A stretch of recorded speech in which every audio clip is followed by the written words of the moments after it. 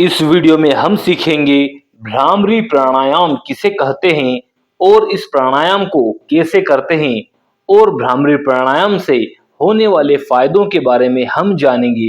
तो चलिए सबसे पहले हम जानते हैं भ्रामरी प्राणायाम करने से होने वाले फायदों के बारे में, जो कि बहुत ही चमत्कारी फायदे हैं। तो सबसे पहले तो बॉडी में हमारा जो काम करता है, हमारा सीपीयू, हमारा माइंड, हमारा मन, हमारे मन को शांत करता है ये भ्रामरी प्राणायाम। सुबह से लेकर शाम तक काम की भागादौड़ी के कारण हमारा मन थक जाता है, तो मानसिक थकान को कम करता है, मानसिक तनाव को कम करने में मदद करता है, अवसाद को ठीक करता है और कम भी करता है, स्वाद व सुगंध के प्रति संवेदनशील बनाता है, गले की समस्या का समाधान करता है, स्वर तंत्र को ठीक करता है व सुचारू रूप से चलाता है, आवाज को मधुर बनाता है, अल्जाइमर रोग में लाभदायक है, भूलने की बीमारी को ठीक करता है, लकवा रोग में लाभकारी है, लकवे को ठीक करता है, माइग्रेन सरदर्द में लाभदायक है, मन स्थिर होता है, बेचैनी एंजाइटी खत्म होती है, मन की एकाग्रता बढ़ती है, ब्लड प्रेशर रक्तचाप को संतुलित करता है, नींद अच्छी आती है, अनिद्रा से राहत मिलती है, क्रोध को कम व नियंत्रण करने में सहायक है, स्ट्रेस मैनेजमेंट के लिए लाभकारी है ये प्राणायाम, आत्म साक्षात्कार सेल्फ हीलिंग के लिए बहुत ही लाभकारी है, मेमोरी पावर बढ़ती है, याददाश्त क्षमता, मस्तिष्क तेज होता है, दर्द से मुक्ति मिलती है, चेहरे पर चमक आती है, ओज तेज आभा बढ़ती है, रक्त संचरण तंत्र को सुचारू रूप से सक्रिय करता है, एक्टिव करता है और बॉडी के शरीर के सभी अंगों में रक्त पहुंचे उसके लिए प्रेरणा का काम करता है, श्वसन तंत्र मजबूत होता है, हार्ट ब्लॉकेज में फायदा मिलता है, जिसको हार्ट ब्लॉकेज होते हैं ये प्राणायाम करने से ब्लॉकेज में आराम लगता है, शरीर में हार्मोन्स स्रावित करने वाली ग्रंथियां, हार्मोन्स सीक्रेशन ग्लैंड जो ग्रंथियां होती है उनको एक्टिव करता है, तंत्रिका तंत्र नर्वस सिस्टम को सक्रिय करता है, एक्टिव करता है, ध्यान करने में, मेडिटेशन करने में आपको बहुत ही हेल्प करता है, रोग प्रतिरोधक क्षमता बढ़ाता है, रोग प्रतिरोधक शक्ति को बढ़ाता है, मन, इंद्रियां व विषय भोगों पर नियंत्रण रखता है, इंद्रियों पर नियंत्रण रखता है, हमेशा शरीर को और मन को ऊर्जावान बनाए रखता है, नाइट्रिक ऑक्साइड बढ़ाता है, नाइट्रिक ऑक्साइड बढ़ने से ऑक्सीडेशन बढ़ता है और जिसके कारण एजिंग की समस्या दूर होती है, बुढ़ापे की चाल धीमी हो जाती है, बुढ़ापा धीरे धीरे लेट आता है, कोर्टिसोल हार्मोन्स कम निकलता है, जिसके कारण स्ट्रेस होता है, तनाव होता है और चिड़चिड़ापन भी होता है, तो ये हार्मोन कम निकलता है तो हमारा मन शांत होता है और चिड़चिड़ापन दूर होता है। गर्भवती महिला और उसके गर्भ में पल रहे शिशु के लिए भी लाभकारी है ये प्राणायाम, बहुत ही चमत्कारी फायदे होंगे शिशु को भी। और अंत में डिसीजन पावर, निर्णय क्षमता बढ़ती है। तो आपने देखे भ्रामरी प्राणायाम से होने वाले चमत्कारी फायदे। अब हम सीखेंगे भ्रामरी प्राणायाम किसे कहते हैं।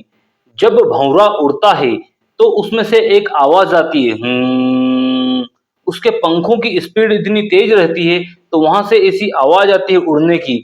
और मधुमक्खी भी जब श्वास लेती है तो उसमें से भी ऐसी आवाज आती है,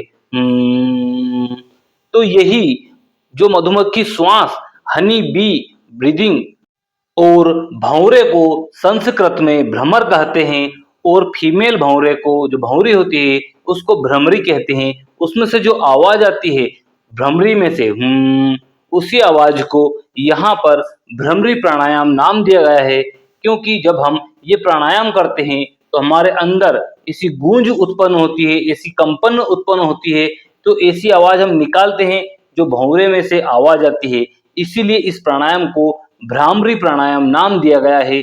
तो चलिए अब देखते हैं कैसे इस प्राणायाम को हम करते हैं। आपके हाथों की उंगलियों को जैसा वीडियो में दिखाया जा रहा है उस प्रकार से आपको रखना है। देखिए किस तरह से 3 उंगलियां आपकी आंखों पर रखी हुई है और 2 उंगलियां आपकी जो भौहें हैं आईब्रो उनके ऊपर रखी हुई है और जो कान का जो ढक्कन आपको दिखता है यहाँ पर उसको दोनों तरफ से अंगूठे से दबाना है, आंखों को दबाना है और नीचे नाक के पास आपकी जो छोटी उंगली होती है उससे आपको दबाना है। बिल्कुल सरल भाषा में इस प्रकार से आपको चेहरे पर और आंखों पर उंगलियों को रखना है और गहरी सांस लेना है। आराम आराम से, स्पीड में नहीं लेना है। गहरी सांस आराम से जाएगी अंदर।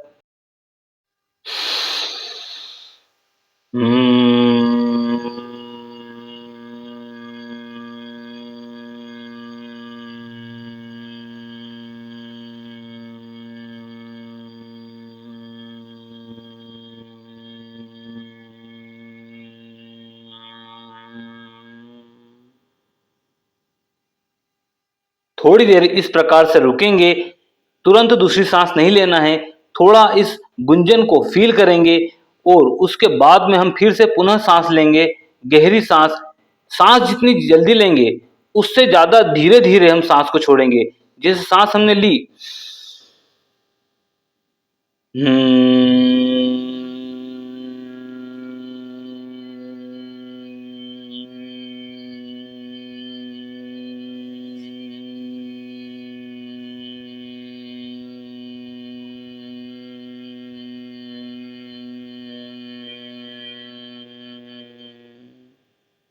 तो जैसा कि आपने देखा सांस की जो स्पीड थी लेते समय वो कम थी और छोड़ते समय और भी कम थी।